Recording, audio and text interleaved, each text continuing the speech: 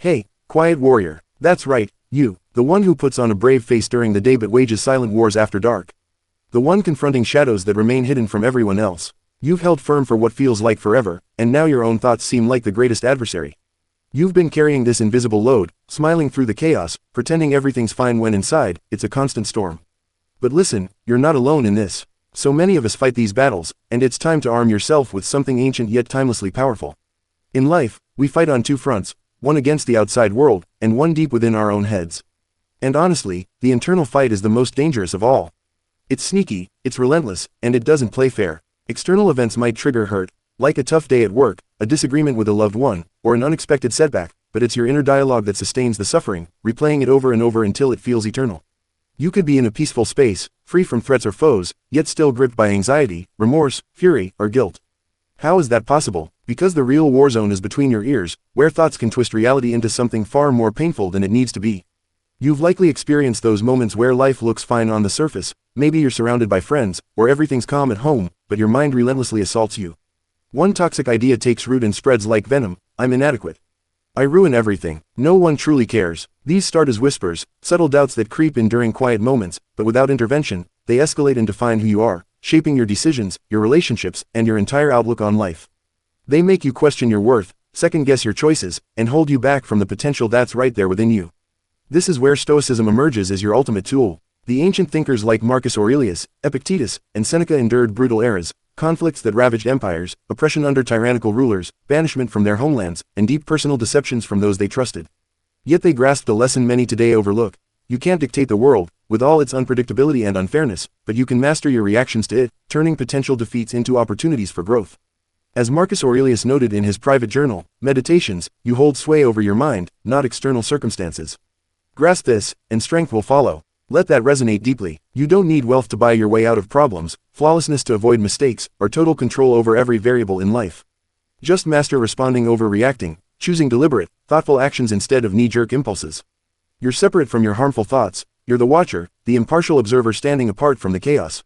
And as the watcher, you decide their duration, whether they linger and fester or pass like a brief shadow. This isn't for those seeking a quick mood boost, a fleeting high that fades as soon as the video ends. It's for the fighter ready to escape the burden of their own psyche, to break free from the chains that negative thinking forges. For the soul weary of the echo saying, you're insufficient, repeating like a broken record in the dead of night. In the coming 7 segments, we'll dismantle the harshest mental pitfalls fueling your dark thoughts, these insidious traps that sneak up on you and hold you captive, and how Stoic wisdom equips you to shatter them, piece by piece, with practical, battle-tested strategies. Don't merely view this, absorb it, take notes, reflect on how it applies to your own life. If you're after serenity that lasts, focus that cuts through distractions, and resilience that bounces back stronger, absorb every detail. Each builds upon the previous, creating a foundation that grows sturdier with every insight. Before diving in, post this affirmation below: I rise above my dark thoughts. Hit like if this resonates, share with a loved one who might be fighting their own silent battles, and subscribe if you're committed to personal evolution, to turning philosophy into action. Now, let's dismantle those negative patterns, one Stoic insight at a time, and reclaim the peace that's rightfully yours. You are not your thoughts. Start with the core revelation: you are not your thoughts. It may feel counterintuitive at first, as society conditions us to identify with every idea that arises, to take them personally as if they're etched into our very being. But consider the flood of erratic, frightening, bizarre, or wounding notions that drift through daily, like random memories popping up uninvited, or sudden worries about things that might never happen. If each defined you, your sense of self would shift constantly, leaving you feeling fragmented and unstable. Stoicism offers a profound yet straightforward divide. There's the event itself, the raw happening, and then your response, the lens through which you view it. Dark thoughts arise, it's human, a natural part of the mind's wandering nature. The key is your handling of them, whether you latch on or let them flow by.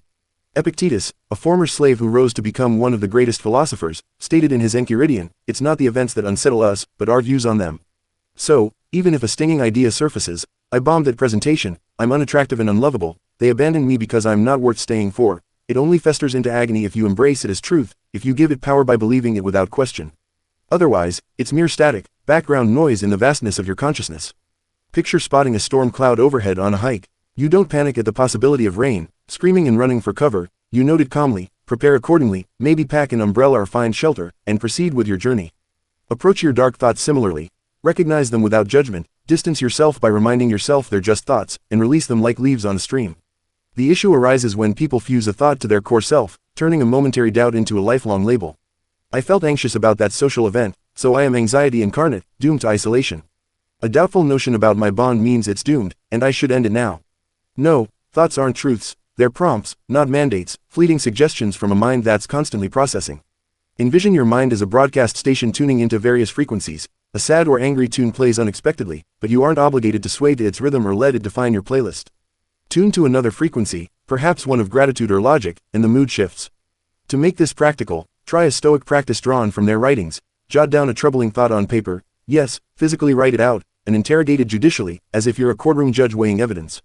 Probe deeply, is this absolutely factual, or is it an exaggeration born from emotion? What's the concrete proof supporting it, and what's against it? How would Marcus Aurelius, who faced the pressures of ruling an empire, view this minor setback? Does it hold any real significance in 5 years, or even 5 months from now? Often, you'll see it lacks substance, it just weighed heavy in the moment, amplified by fatigue or stress. Another powerful method: tag your thoughts to create detachment. Rather than claim them ownership, shift from the immersive, I'm worthless and everyone sees it, to the observational, I'm experiencing a thought of worthlessness right now. This simple linguistic gap breeds empowerment, giving you space to breathe and choose differently. Recall this metaphor that the Stoics would appreciate: you are not your thoughts. You are the vast, unchanging sky. Thoughts are fleeting clouds that come and go, sometimes dark and stormy, but they never alter the sky's essence. Practice this daily, and watch how your mental landscape transforms from a battlefield to a place of calm observation. Stop resisting what is. A major source of dark thinking is battling the unchangeable, this futile war against reality itself.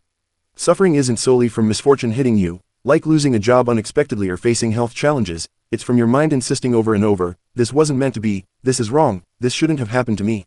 A split in a relationship that once felt solid, a disloyalty from a trusted friend, a missed shot at a dream opportunity that seemed so close. We loop endlessly. It shouldn't have unfolded this way, if only I could turn back time. That defiance, that constant mental pushback, turns into self-inflicted torment, keeping you stuck in a cycle of what-ifs and regrets. But the Stoics revealed a liberating truth: hurt is inevitable in a world full of uncertainty, but misery is elective, a choice we make by how we frame it. Misery ignites when we contest reality, when we waste precious energy trying to argue with what's already done. Epictetus nailed it in his teachings: wish not for events to align with your desires, but desire them as they unfold, and life flows smoothly, without the friction of resistance. This isn't about endorsing hardship or feigning bliss by ignoring pain, far from it. It's about ceasing futile efforts to alter history or deny facts that are set in stone. What occurred, whether it's a painful loss or a simple disappointment. Acknowledge it fully, feel the emotions without suppression, then pivot to what's next, to the actions you can take now. Consider someone caught in a sudden downpour during an outdoor event. They could rage at the heavens, cursing the weather gods, shaking their fist in frustration. Or accept the soak as part of the moment, don a jacket or seek cover, and advance with the day, perhaps even finding humor in it. Which path calls to you, the one of endless complaint or the one of adaptive forward motion? Dark thoughts thrive on regretting yesterdays, feeding on the energy you pour into them. Why the departure from my life when I needed them most? Why those careless words in the heat of the moment? If only I'd seized that chance when it was offered. But these ruminations alter nothing. They perpetuate ache, draining your vitality without resolution. The Stoics termed this mindset amor fati, a Latin phrase meaning the love of fate or embracing destiny, pain included, as if it were chosen. Why embrace it? Because events escape your control. They're influenced by countless factors beyond you, but your responses don't have to be victims to them. Example: an exam flop after months of study or a venture collapse despite your best efforts. A pessimistic mind declares defeat: I'm useless. Success eludes me forever, I'm cursed. A Stoic one counters with wisdom: this is transient, not eternal damnation. What lesson hides here that I can use to improve? How can this make me stronger? Harness the instant, don't combat it, turn obstacles into stepping stones, as Marcus Aurelius often did in his reflections. To apply this, here's a practical tool: when your mind chants its resistant mantra, this shouldn't be, it's unfair, interrupt aloud, or silently if in public, but it is. Now what? What can I do from here? That one shift flips victimhood to authorship, empowering you to write the next chapter instead of rereading the old one. And here's a deeper truth to internalize: serenity stems not from an ideal existence where nothing goes wrong, but from embracing the now, the good, the bad, the messy, while still choosing to progress, to build something better from the ruins. Post this affirmation below: I embrace what is and evolve through it. Let it be your mantra when resistance creeps in. Don't rely on the initial feeling. Many err fatally by deeming their knee-jerk emotion as gospel, as the unassailable truth that must guide their actions. But Stoicism imparts a critical skill. The opening sentiment isn't ultimate insight, it's often just a raw, unfiltered reaction. Rage that boils up in traffic, dread before a big meeting, envy scrolling through social media highlights, sorrow after a small rejection. These are impulses, often chaotic, loud, and unreasoned, colored by past experiences or current fatigue. Yielding to them without pause turns life into a turbulent roller coaster, full of regrettable decisions and unnecessary conflicts. See emotions as ocean surges. The initial wave hits fierce and overwhelming, crashing with full force, but it always fades if you let it, receding back into the sea. Wait patiently, ponder its origins, watch it objectively rather than leap into its current, you triumph every time.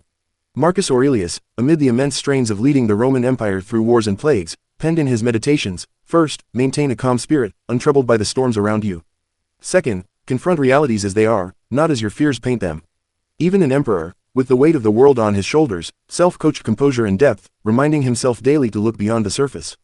Suppose a pal overlooks your text message in a group chat. Initial reaction: they disregard me entirely, our friendship was all in my head. But delay your response, an hour, a day, and perhaps you'll discover they're overwhelmed with work, dealing with family issues, ill, or simply absent-minded in the bustle of life. Acting prematurely on that flash of hurt could torch a solid tie, leading to accusations or withdrawal that damage what was good. Practice this stoic discipline. When an emotion strikes hard, halt everything, label it clearly to demystify it, and defer any action until clarity returns. Say to yourself, anger surges right now, but its validity is uncertain, let me check the facts. Fear grips me tightly, but the threat might be imagined, not real. Envy stirs within, but it doesn't diminish my own worth or achievements. Emotions are valuable signals, alerting you to potential issues, not ironclad dictates that must be obeyed blindly. Another stoic tactic to build this muscle: the aerial perspective, or view from above, a mental exercise where you zoom out from the immediate drama. Instead of seeing the problem up close, magnified and all-consuming, imagine yourself from far away, first from across the room, then from the city skyline, then from space orbiting Earth. Suddenly, that embarrassing moment at work or heated argument with a partner seems small, insignificant in the grand tapestry of life and time. This perspective quells needless hurt, reminding you of the bigger picture. Adopt this simple yet profound line as a habit: I'll hold before responding, giving myself time to see clearly. This small sentence, repeated often, has saved countless careers from impulsive emails, marriages from heated words, friendships from misunderstandings, and most importantly, your inner peace from constant upheaval. And remember this: you're not frail or weak for feeling emotions deeply, they're part of being human. You're astute and wise for reining them in, for not letting them control the wheel of your life. Post this affirmation below: I halt, I select, I avoid rashness. Make it your shield against the first wave. The narratives you spin fuel your hurt. Often, it's not the circumstance itself that crushes your spirit, it's the elaborate story you tell yourself about it, the narrative you weave in your mind. Rejection hits hard after a date or job interview, and the mind spins a tale: they despised me from the start. Solitude is my destiny, I'll always be alone. A slip-up at work, like missing a deadline, and the inner voice narrates: failure defines me completely. I'm inept, unworthy of success. This is the subtle trap, mixing bare facts with subjective interpretations, turning neutral events into personal catastrophes. The Stoics grasped this psychological dynamic deeply, seeing how our minds can amplify pain through storytelling. Marcus Aurelius captured it perfectly: if external things pain you, it's not the things themselves that disturb, but your judgment of them. In this judgment you have the power to revoke at any moment. Let's unpack that slowly. Not the snub from a colleague, the quiet after a message, the flop of a project, or the lag in progress that stings most. It's the meaning you assign, the story built from layers of fear, deep-seated insecurity, or echoes of past trauma that make it unbearable. Your boss gives a curt reply in an email, mine jumps to: they loathe me, my job is on the line. A friend forgets to invite you to a gathering: I'm irrelevant, not valued by anyone. A goal goes unmet despite effort: eternal defeat awaits, I'm just not cut out for this. But what if none of that narrative holds water? What if it's all projection? One of the most powerful tools to kill negative thinking at its root is to separate the event from the story, dissecting them like a scientist.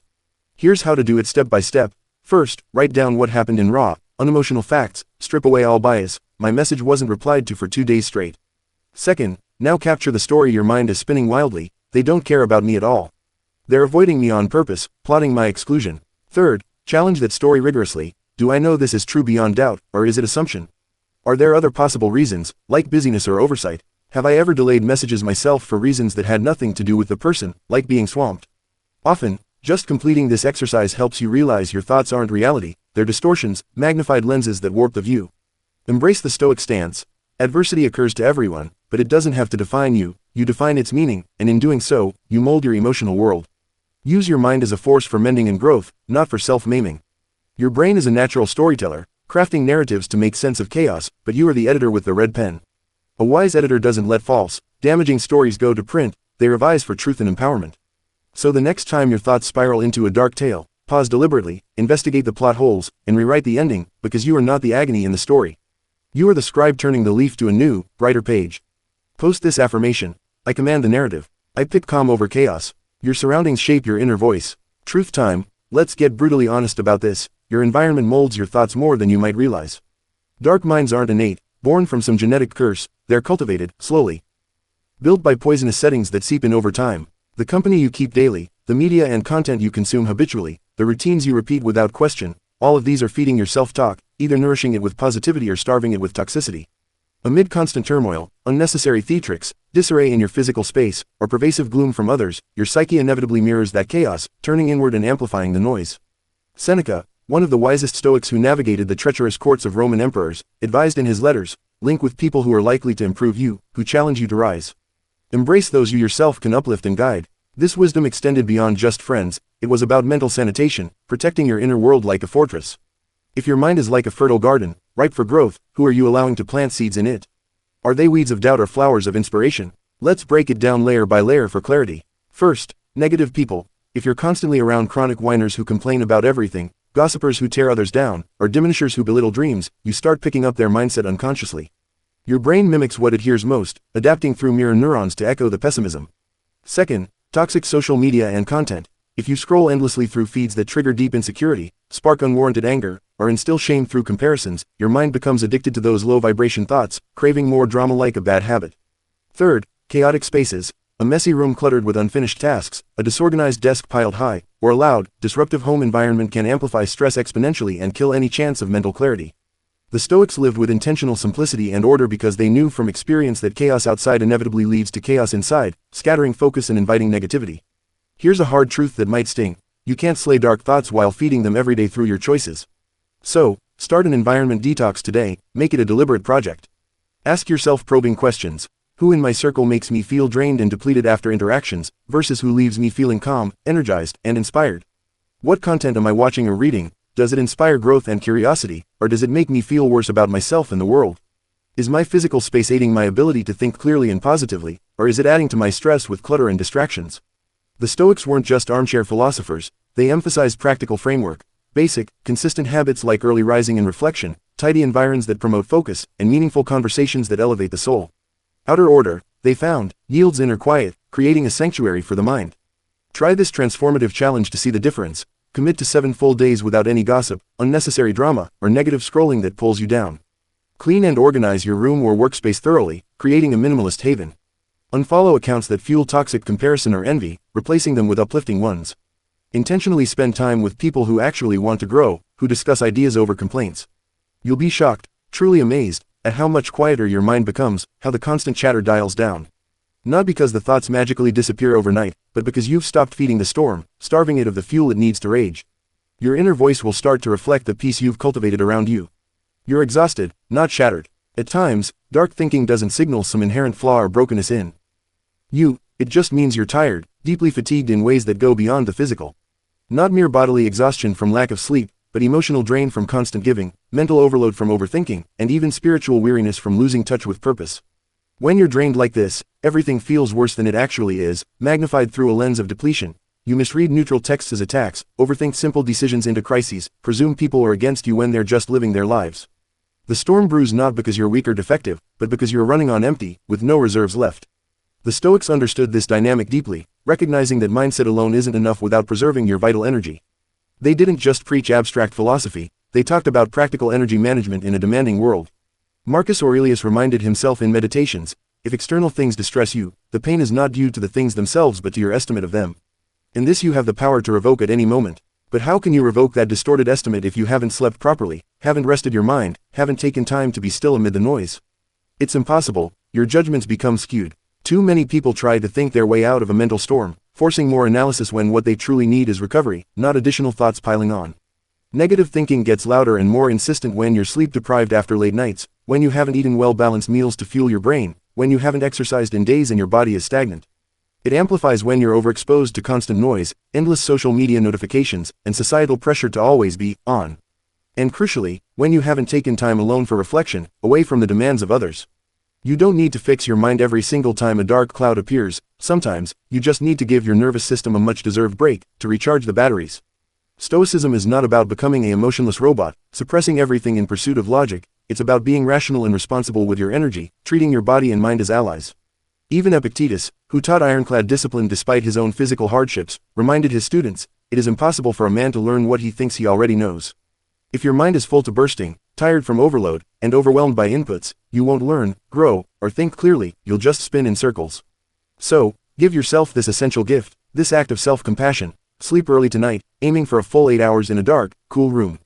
Take a leisurely 20-minute walk outside without your phone, letting nature reset your senses. Say no firmly to one thing that drains you unnecessarily, reclaiming that time for yourself. Write down your swirling worries on paper, then physically step away from them, perhaps by closing the notebook and walking to another room. You're not shattered beyond repair, not broken in some irredeemable way, you're just overrun, pushed to your limits by life's demands. Stop treating exhaustion like a personal weakness or failure, treat it like a clear signal from your body and mind. It's time to rest, to refill the well before it runs dry. When you do, negative thoughts often vanish or lose their grip. Not because you beat them into submission through sheer willpower, but because you've stopped running on empty, giving your system the fuel to function properly. Post this affirmation below, I'm not shattered. I'm recharging. Repeat it when fatigue whispers lies. Gratitude eradicates negativity. This final insight may jolt you at first. Gratitude isn't just fluffy positive thinking or empty platitudes, it's a formidable weapon, a powerful force that destroys the roots of negative thought patterns at their core. How does it work? Because gratitude forces you to shift your focus to what's real and present in your life, not just what's missing or going wrong. When your mind is stuck in negativity, it creates a narrow tunnel vision, blocking out everything else. Nothing is working out for me. Everyone else is better, happier, more successful. Life is fundamentally unfair, and I'm its victim. But the moment you intentionally name what's going right, no matter how small, that tunnel starts to crack open, letting light flood in. Seneca articulated this beautifully in his essays. It is not the man who has too little, but the man who craves more that is poor. Most negative thinking is rooted in a sense of lack, a pervasive feeling that you are missing something essential, whether it's love, success, or security, but gratitude reminds you that you already have so much, often more than you acknowledge. And this isn't about ignoring real problems or burying your head in the sand, it's about balancing your perspective, ensuring that pain doesn't monopolize your view. In your lowest moments, when despair feels all-encompassing, pause and ask yourself, what am I taking for granted right now, in this very instant? What do I have today that I once wished desperately for? A stable home, a loyal friend, even just the ability to breathe freely. Who do I still have around me, supporting me quietly? Write it down, even if it's just one line. That's all it takes to start shifting the energy. Let's make it concrete. Suppose you feel lost in your career, adrift without direction. That's a real challenge, no doubt. But maybe, just maybe, you're healthy enough to pursue change, safe in your current situation, fed and sheltered, and learning valuable lessons along the way that will serve you later.